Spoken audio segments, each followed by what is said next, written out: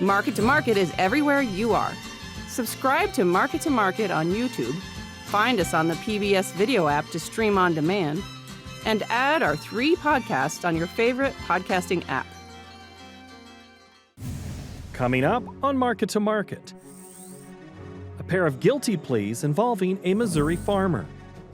A dry 3-year stretch makes history for California. Taking cattle to market for drought and economic reasons. And market analysis with Sue Martin next. Puts a high in and corrects back. What's the most complex industry on Earth? It's not genetics, or meteorology, or logistics. It's a business that involves them all. It's farming. Thank you, farmers, from Pioneer. Tomorrow.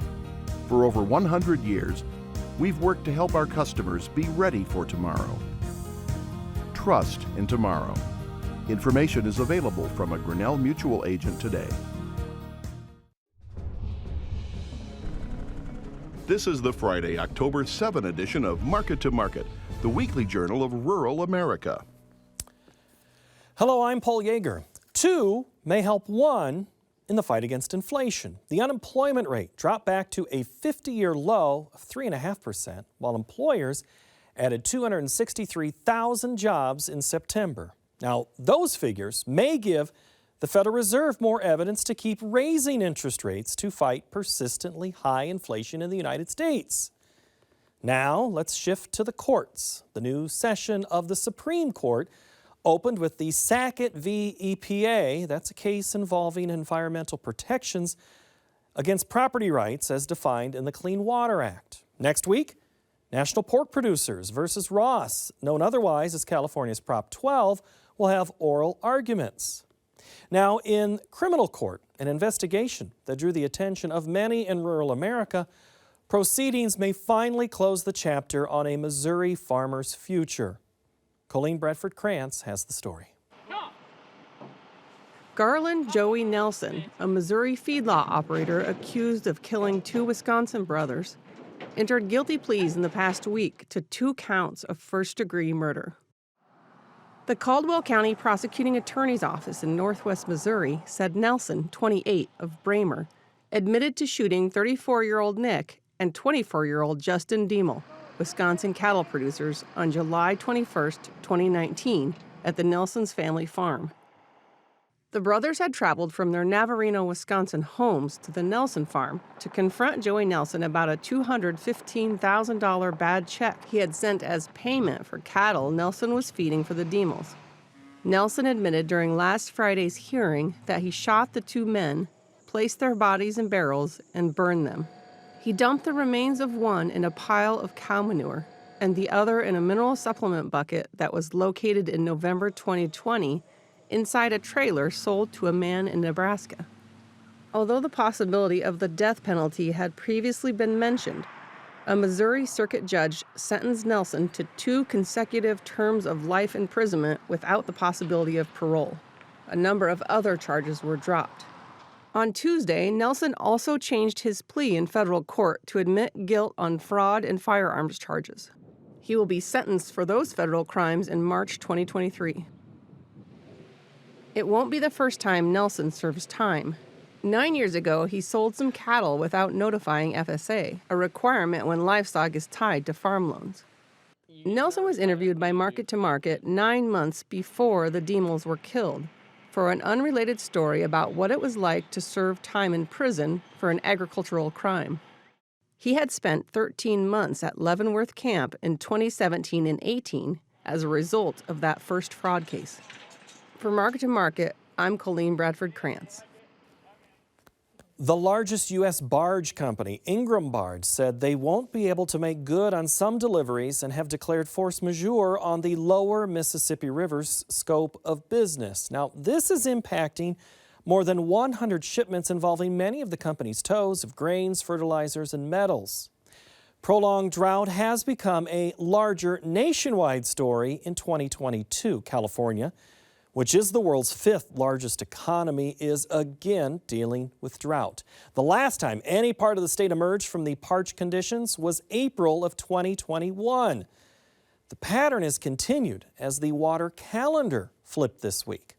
Peter Tubbs reports.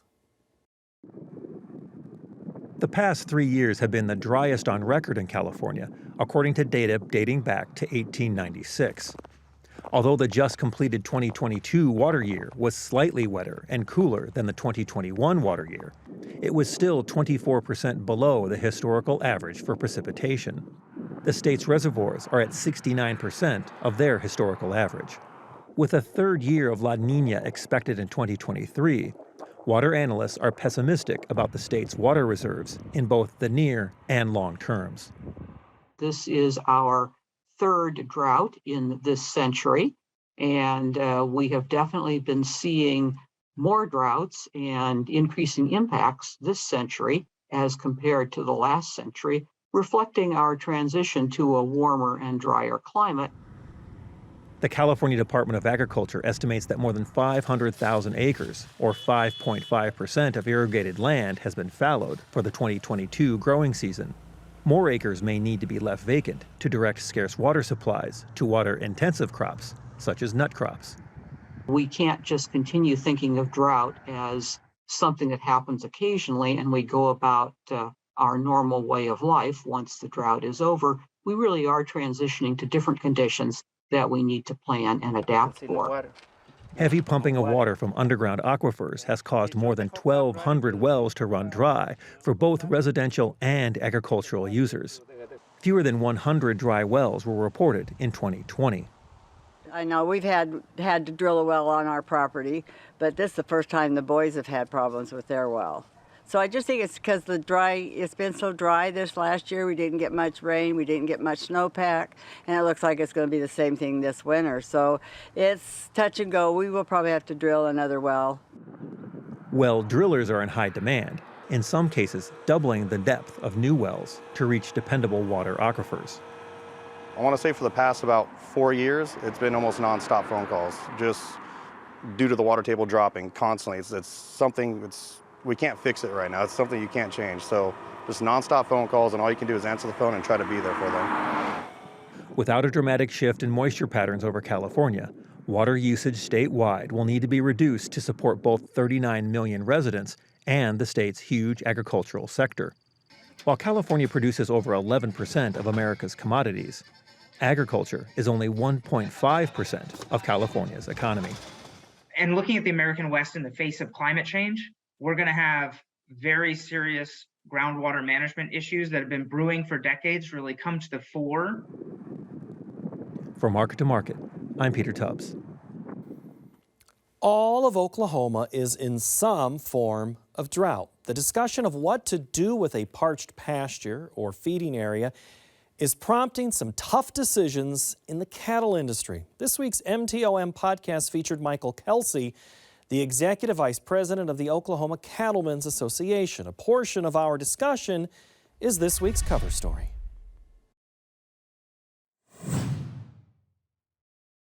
We're in really troubling times. It's weather-related and economy-related is two things I would say is what I'm hearing more than anything. And then as you look at the average age of the beef producer, not only in Oklahoma, but even across the country, but I mean, Oklahoma is not unique in that sense. The average age of the producer, whether you're in the cattle business or farming corn or whatever, we all know that age is creeping up. And so we're going to see a lot of generational transfer. And so sometimes the drought and the economy actually excels that in not a good way. Sometimes it can be good, but not necessarily. So water right now, drought, whether we're hauling water to cattle or trying to figure out how in the world to water the cattle, that's really tough. Plus then the forage basis, or I should say the lack of forages, because of the drought and even the outlook. We're a strong wheat pasture country, as you well know. We import a lot of cattle into Oklahoma, mainly from the southeast is where they primarily come from, Kentucky and south and so forth. It's going to be tough to do that this year because we're just not going to have the wheat pasture unless conditions improve. And so that the outlook doesn't look very promising right now from a drought. And then you tack on the economy. And the economy, what I mean by that is cattle prices, you're talking to a cattleman, so cattle prices can always be better, right? I mean, they can always be better. But cattle prices really are pretty strong right now. Beef demand's really strong considering. But boy, howdy, when you factor in $4.50 diesel and the supply chain challenges of where do I even get hay? What is corn going to cost? What are feedstuffs going to cost? How am I going to ship it in? All of those input costs are just really challenging, folks. And so we're hearing a lot of concern. We're also hearing a lot of selling. A lot, I would say right now, talking to Dr. Darrell Peel last week about this very question, how many cows have we sold in the state of Oklahoma? What's our cow herd, in other words? And we're probably, he said, I'm going to kind of guess this, but it's 8 to 12%. I wouldn't disagree with him at all. And I think we're going to see another sale of cows because a lot of our members are telling us they don't have enough hay to get the cows that they still have through the winter. And so we may have to sell some more cows. So is it theoretically possible that we'll sell 20% of our cows in the state of Oklahoma? And I think the answer is yes. I hope not. Well, what time frame are you talking here when you say 8 to 12? 8 to 12 would be, that's a good question. So it would be relative to this time last year. Okay, so we're talking annual. So year over year, annual. Yeah. So this time last year, we could and we weren't bumper crop of cows, but we were a healthy cow. We were a very healthy cow herd this time last year. Now, I know you said things are connected, and we know that they are. But if you had to say one is leading the other in why someone's making a sale, is there a leader? Drought. Definitely drought right now. Driest since 2010, 11, and 12. You hadn't started on the job yet, and it was that drought. I remember that drought. I think we had video out of Oklahoma, and we saw the sale barns were full. Are you seeing a repeat of what it was 10 years ago? We've slowed down a little bit because we sold them earlier. Right. So so we're seeing less now because we sold them earlier. Okay. I'm afraid we're going to see another resurgence here in the next month or two. Well, and so I guess the reason I bring it up is it's a little misleading when you see, sales aren't so bad. That's because everything's been sold already. That's correct. And if it's not going to another feedlot or another pasture, and it's going to slaughter, of course, that animal's not going to resurface. That's right. And she's our factory. Yeah, she's what makes the calves. Calf prices next year after is going to be great, right? Because we're selling all these cows, we'll have fewer calves. But if you don't have any cows to make calves, then you don't really care what calf price is. The full interview was released Tuesday as part of the MTOM podcast. Subscribe via our YouTube channel for the video version, or follow on your preferred audio podcast format. Next, the market-to-market report. A triple threat of factors to trade this week with harvest pressure, the dollar, and drier weather leading the pack. For the week, the nearby wheat contract reversed course with a 41-cent loss, while the December corn contract gained 6 cents. Similar headwinds are blowing through the soybean complex with an eye on South America. The November contract improved 2 cents. December meal dropped $2.30 per ton. December cotton, it shrank $1.11 per hundredweight. Over in the dairy parlor, November Class 3 milk futures went up $1.23. The livestock market was higher as December cattle added $1, as did November feeders, and the December lean hog contract increased by 92 cents. In the currency markets, U.S. dollar index expanded 57 ticks. November crude oil skyrocketed by $13.60. That's 17% per barrel. COMEX gold gained $34.40 per ounce. And the Goldman Sachs Commodity Index jumped by 61 points to finish at 667.80. Joining us now, our friend Sue Martin. Hi, Sue. Hello, Paul. Wheat market.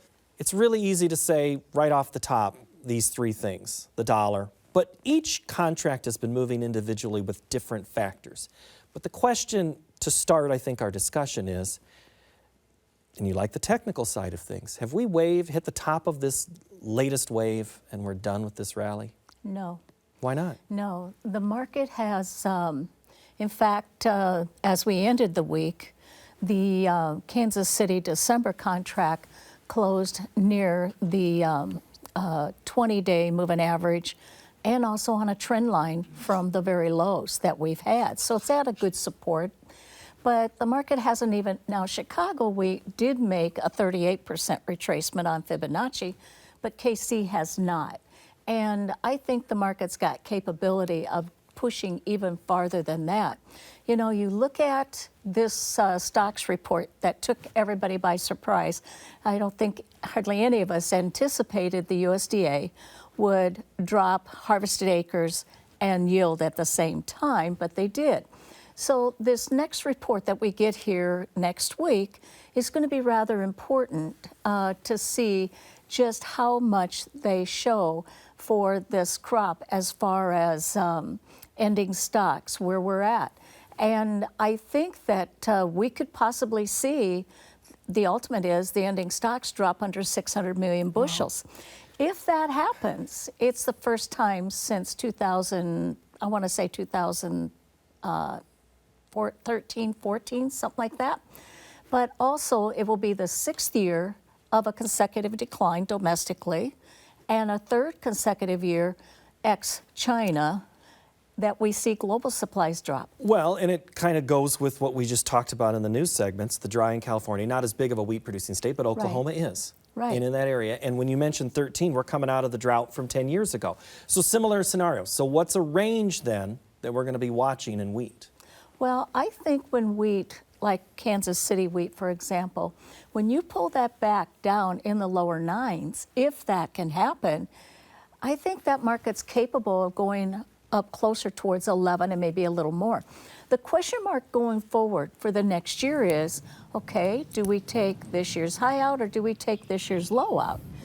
Well, when you've got Ukraine now talking that they may not see, or let's put it this way, 50% of their production could be down this year because of that much less in hectares that are planted, because of the high input costs, the low cost of wheat in their country, and the concern of the war. Well, you know, that's another big thing because they, right along with Russia, are very big exporters of wheat. Russia has very low prices right now. They're planting and getting the crops, the winter crops, trying to get them planted. The southern part of Russia is pretty wet, and so they're delayed a little bit there. But when you go into the southern part, they've got till mid-November to get that in. So I think when you look at wheat, it's a major food item and a feed, but it's not kind of being used for feed right now. It's just too expensive. Right. Speaking of expensive, this corn, in some eyes, we can't seem to pop. Friday, I was just looking while you were talking about wheat, so I was prepared for this, and I couldn't remember the number. $6.83 is what we closed in on corn for the December contract. Why is $7 such a hard thing to get over? Well, it's psychological because, you know, even in the prime part of our rallies into summer, into spring actually, we got to 747, that 750 area, and the old crop made it up around 827. So 827 came really close to the all-time high for a lead contract, and therefore all three of these kind of markets, corn did a double top this year. Beans came within 10 cents, double top. Wheat, KC wheat made new all-time highs, but not to an extreme to where it qualifies as a double top. So when markets do this, they kind of have to step back and sort of reset themselves, and then we go on from there. So I'm listening to you hearing the words more of a technical explanation for this. So you're not going to give me a fundamental story on crude or an expensive dollar or the harvest pressure right now? Well, let's look at corn. You know, when we look at corn, we lost, of course, 150 million bushels out of the old crop supplies, which means in this report next week, WASDE's got to give us some changes of numbers. And feed usage is going to be one we're going to watch. In fact, actually the numbers in wheat, I'm bouncing back a little bit on you, but in wheat, it shows that the first quarter of feeding usage was near zero. But in corn, they're going to have to play with the numbers. Right now, you have slow, disappointing exports. You have, we lost 150 million bushels of old. What that says is that for every bushel that we lose per acre nationally in this number coming up with NASS, it's going to equate to 81 million bushels decline in stocks, or they're going to have to play with it. Let's put it that way. And that's a question that we have coming up that's interesting to that. But speaking of questions, I want to get this to you before we move on. Mitch in Hull has a question. We haven't even really discussed the weather side of this equation yet. Is there anything Western Corn Belt end users should be doing right now to protect themselves if the Western's crop is shorter on production than anticipated? Well, I think first off, we've dialed in a pretty low corn number. But a lot of the reduction is in the Western Corn Belt.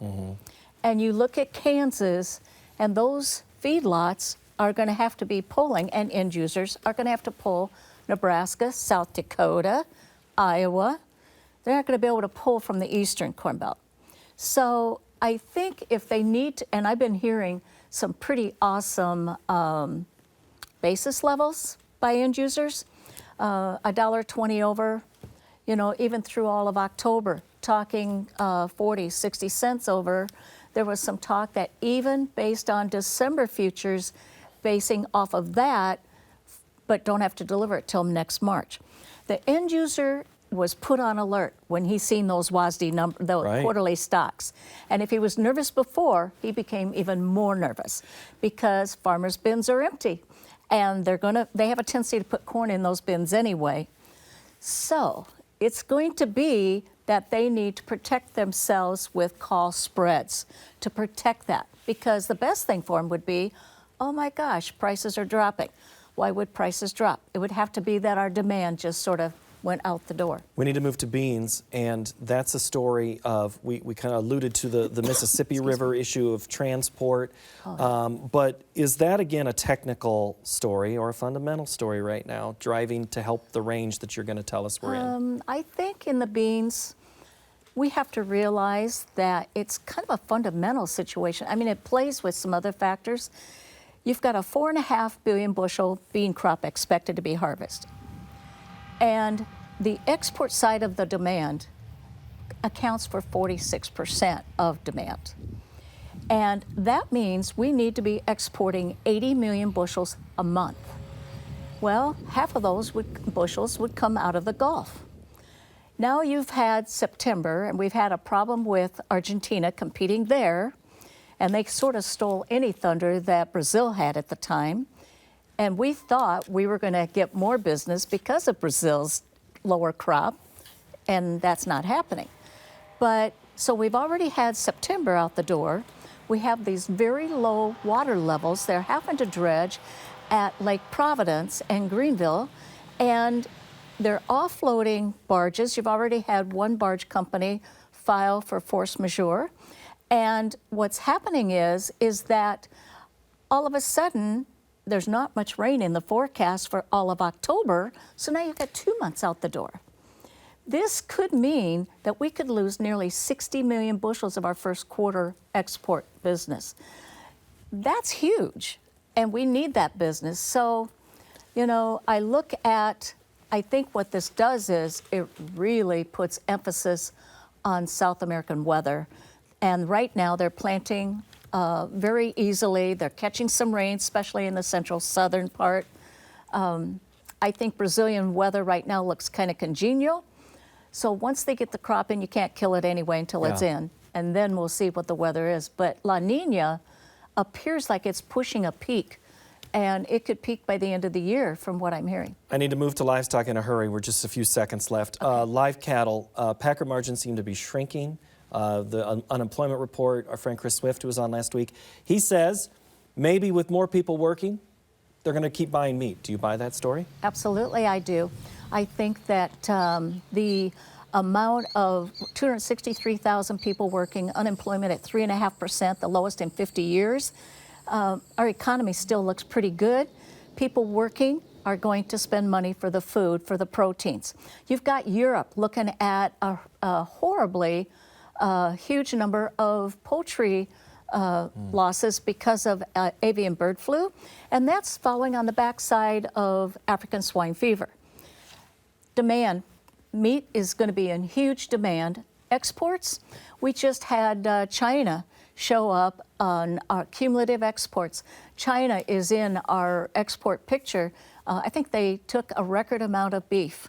So maybe not so much pork, but beef. And I got to tell you, I've got another story too. Real quick.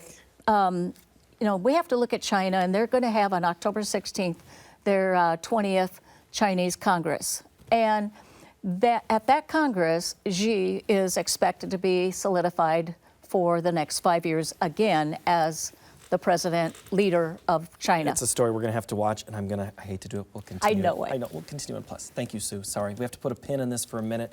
We're going to continue in Market Plus and pause this analysis. We're going to have your submitted questions, give them to you here from Market Plus in that segment. You can find that on our website of markettomarket.org in podcast form and on YouTube. All of these resources are free. Now, the short bursts of information can be market moving, or they can actually just be funny. We stick in the info lane with links to our stories and some of your content in a retweet. Give us a follow at Market to Market. Next week, we're going to give the next government report the panel treatment. Thanks for watching. Have a great week.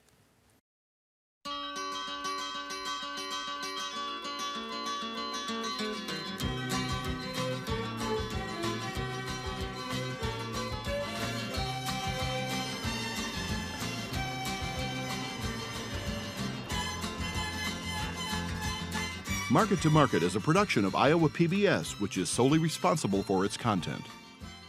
What's the most complex industry on Earth? It's not genetics, or meteorology, or logistics. It's a business that involves them all. It's farming. Thank you, farmers, from Pioneer. Tomorrow. For over 100 years, we've worked to help our customers be ready for tomorrow. Trust in tomorrow. Information is available from a Grinnell Mutual agent today.